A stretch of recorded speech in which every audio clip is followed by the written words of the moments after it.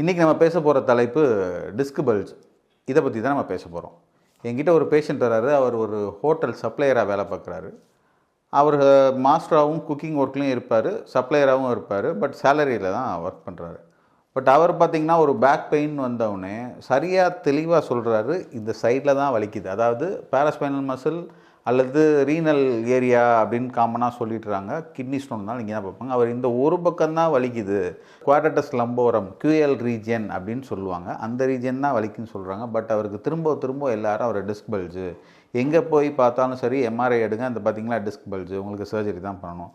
ஒரு சில ஹாஸ்பிட்டலில் சர்ஜரி பண்ணணும்னு சொல்கிறாங்க. ஒரு சிலர் சர்ஜரி தான் தேவையில்லை, அட்மிஷன் ஆகுங்க, ஆயில் போடுங்க, தங்குங்க, 1 மாதம் தங்குங்க. ஒரு சிலர் கம்ப்ளீட் ரெஸ்ட் எடுங்க, நீங்கள் 1.5 வருஷத்துக்கு ரெஸ்ட் எடுக்கணும், அது வரைக்கும் மாத்திரை சாப்பிட்ணும், கொஞ்சம் கொஞ்சமாக சரியாகும்னு சொல்லிட்டு இந்த மாதிரி பல கன்சல்டிங் சென்டரில் போகிறாரு. பல விதமான இன்புட்ஸ் வருது, ஒவ்வொருத்தரும் ஒவ்வொரு வியூகத்தில் சொல்கிறாங்க. அவர் வாழ்க்கையை வெறுத்துட்டார். பட் யாருமே அவருக்கு ஒரு கேள்வியை கேட்கவே இல்லை. இந்த பாருங்கள், இது முதுகு வலி வந்துருச்சு, வந்ததுக்கப்புறம் எடுத்த எம்ஆர்ஐ, வருவதற்கு முன் ஒரு எம்ஆர்ஐ எடுத்து அதில் பாருங்கள் டிஸ்க் பல்ஜ் இல்லை, இது வந்ததுக்கப்புறம் இந்த பாருங்கள் இந்த டிஸ்க் பல்ஜு, ஸோ இந்த டிஸ்க் பல்ஜ் தான் இந்த வலிக்கு காரணம்னு அவர்கிட்டையும் ப்ரூஃப் கிடையாது. யாரும் அப்படி எடுத்தும் வைக்க போகிறது கிடையாது. கடைசியில் இங்கே பார்க்குறாரு, சாதாரண ஒரு தசைப்பிடிப்பு ஒரு செஷனில் ஃபிக்ஸ் பண்ணோம். எனக்கு தெரிஞ்சு அந்த பேஷண்ட்டை ஃபிக்ஸ் பண்ண ஃபுல் வீடியோ டெஸ்டிமோனியலாக கூட போஸ்ட் பண்ணுவோன்னு நினைக்கிறேன். அந்த வீடியோ சீக்கிரம் வருது, பாருங்கள்.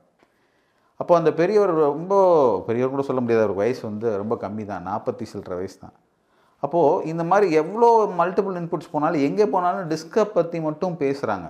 நான் என்னுடைய பழைய வீடியோஸில் திரும்ப சொல்லியிருக்கேன், காலில் மரத்து போகிற மாதிரி பிரச்சனை ஏற்பட்டால் தான் டிஸ்காக இருக்கலாம், நர்வாக இருக்கலாம். லோக்கலாக அங்கே வர்ற பெயினுக்கு டிஸ்கே காரணம் கிடையாது. அதுக்கு சரியான உதாரணம் தான் அந்த பேஷண்ட். கண்டிப்பாக ஃபுல் வீடியோ வரும், பாருங்கள். இப்போ இந்த வீடியோவோட முடிவில் என்ன சொல்ல வர்றோம் அப்படின்னா, எல்லா டிஸ்க் பல்ஜையும் பார்த்து பயப்படாதீங்க. சின்ன பல்ஜ் எல்லாருக்கும் இருக்கும்.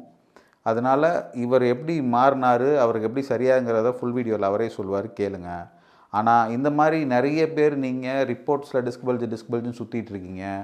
எல்லா வலிக்கும் டிஸ்க் பல்ஜு காரணமாக இருக்க வாய்ப்பில்லை, அது சாத்தியக்கூறும் கிடையாது, ரொம்ப கம்மி தான். 10 பேஷண்ட்டில் ஒருத்தருக்கு தான் டிஸ்க் பல்ஜ் காரணமாக இருக்கும். தட் இஸ் லோக்கலாக வர பேக் பெயினுக்கு.